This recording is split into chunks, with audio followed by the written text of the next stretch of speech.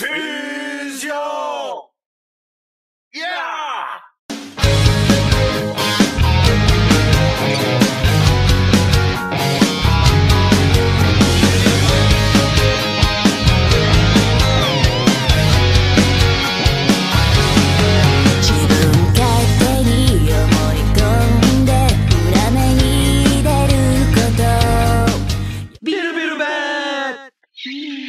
Hey yo les gamins, c'est l'Ermite et vous êtes bien sur la chaîne de l'Ermite légendaire. Les fêtes approchent. J'ai squid ta mère, je l'ai prise par derrière.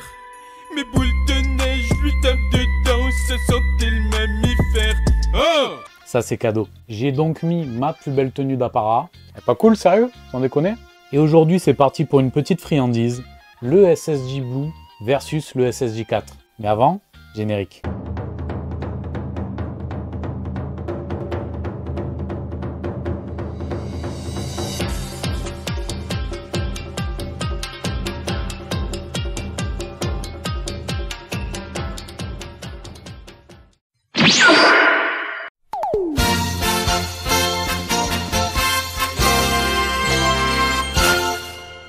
« 29 janvier 1997 », retenez cette date car il s'agit de la naissance du SSJ 4. Celui-ci apparaît pour la première fois dans l'épisode 35 de Dragon Ball GT intitulé « Le plus fort, Goku en Super Saiyan 4 ». Il ne fait aucun doute que cette forme iconique de notre héros constitue l'un des plus beaux legs de la franchise Dragon Ball GT.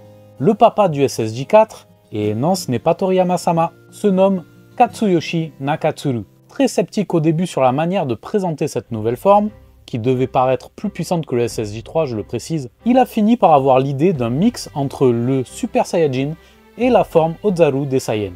Les cheveux noirs tombant sur les épaules, les yeux contourés à la façon des acteurs de Kabuki et le torse nu revêtu d'une fourrure rouge sont autant d'éléments qui révèlent le côté puissant et primal du SSJ 4. Toriyama avait une grande confiance en Nakatsuru qui a pour cause travaillé sur l'anime depuis son lancement en 1986. Les deux hommes se connaissaient bien donc et Nakatsuru était très familier avec le travail et le trait de Toriyama. Toriyama s'est néanmoins permis une petite correction sur la fourrure du SSJ 4 histoire de laisser sa griffe. Quelques petites particularités, Goku débloque le SSJ 4 durant son combat face à Baby Vegeta. Le Tsufu ayant corrompu bon nombre de membres de la Z-Team et ayant acculé notre héros, va le pousser à se surpasser une nouvelle fois. La puissance des Saiyans résidant dans leur queue, pas d'esprit mal placé je vous assure. Le Rokaioshin a veillé à faire repousser celle de Goku lorsqu'il a rajeuni. C'est une façon également pour l'anime de faire un petit retour aux sources. Ce détail aura néanmoins son importance car Goku se transformera en Ozaru doré. Ce n'est qu'en reprenant conscience grâce à sa petite fille Pan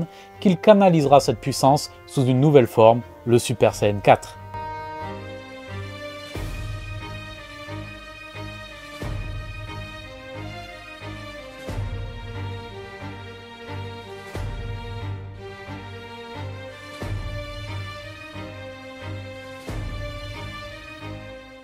Plus tard, il affrontera Baby Vegeta Ozaru, Super C17 et les Dragons Maléfiques avec comme boss final Super Lee Shenron qui aura absorbé toutes les Dragon Ball. Cet ennemi sera tellement coriace que Vegeta qui aura atteint le SSJ 4 à son tour, on dira pas comment hein, mais merci Bulma, ne fera pas le poids malgré son team-up avec Goku. Contre toute attente, c'est lui-même qui proposera une fusion, Gogeta 4 est né. Un grand moment pour tous les fans, car cette transformation montre clairement la force du lien qui unit les deux Saiyans désormais, qui plus est, car elle a été proposée par Vegeta. La puissance de Gogeta 4 est sans commune mesure, et niveau chara-design, il pète des culs. Il arbore la tenue métamol propre à la fusion avec le fameux gilet, mais ses cheveux et sa fourrure n'ont pas la même couleur que le SSJ 4 classique. Les cheveux tirent davantage sur le rouge, et la fourrure sur le marron. Si Dragon Ball GT est souvent critiqué, le SSJ 4 a su marquer le cœur des fans en laissant sa marque notamment dans les produits dérivés tels que les figurines ou les jeux vidéo.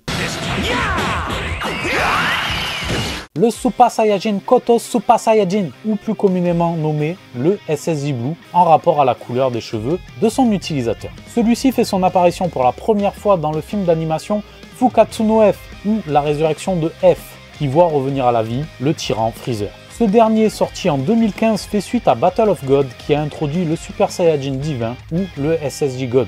Goku et Vegeta partent s'entraîner avec Whis sur la planète du Seigneur Beerus et atteignent un nouveau stade de maîtrise du Ki divin. Akira Toriyama et Toyotaro, son successeur, sont crédités au scénario et concept art des personnages et par conséquent du SSJ Blue. Particularité, c'est Whis qui dans le chapitre 5 de Dragon Ball Super, qui introduit l'arc Résurrection de F, propose le nom de SSJ Blue, plus facile à prononcer. Cette forme confère à son utilisateur un Ki divin qui ne peut être perçu que par ceux qui y sont déjà familiers, donc les anges, les Kaioshin, Kaiô et Akaishin en général. Goku et Vegeta sont les seuls Saiyans à maîtriser cet état, ce qui place enfin Vegeta sur un pied d'égalité avec son rival, pour un temps du moins. Hein le Migaté, t'as kiffé mon petit Vegeta hein? Cette forme dope la puissance, la vitesse et la force, mais nécessite sérénité et concentration.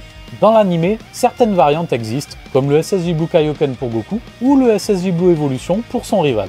Dans le manga comme dans l'anime, l'endurance reste le gros point faible de cet état, qui perd en puissance au fur et à mesure du combat. Dans le manga uniquement, Vegeta trouvera un moyen de l'utiliser plus longtemps en régressant à SSJ God et en utilisant le pouvoir du SSJ Blue uniquement au moment des attaques. Pas con le mec.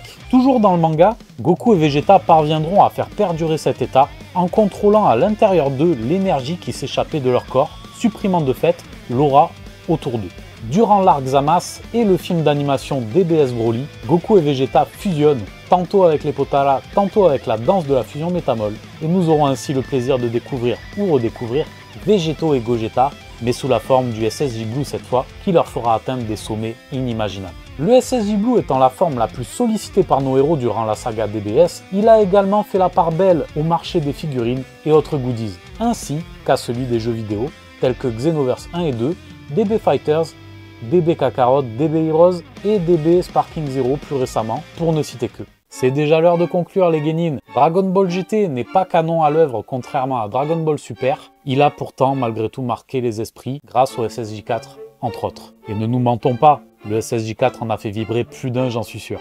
Le SSJ Blue m'aura également procuré de très beaux frissons, et je vous avoue qu'entre les deux, mes boules balancent. Ouais. Mais si je devais vraiment en choisir un, ouais, ce serait... Voilà les Genin, c'est la fin, j'espère que vous avez aimé cette petite vidéo, c'était un nouveau Clash Time. N'hésitez pas à me donner des idées en commentaire s'il y a des Clash Time que vous voulez voir, des oppositions entre certains personnages. Ça peut être une opposition entre Broly DBS et Broly DBZ, qui est prévu d'ailleurs tôt ou tard. Voilà, je compte sur vous pour lâcher les petits likes, abonnez-vous, likez, partagez, les petits pouces en l'air, voilà. Vous connaissez, soutenez la chaîne, soyez curieux, construisons notre légende. Et je vous dis à très vite. Ciao.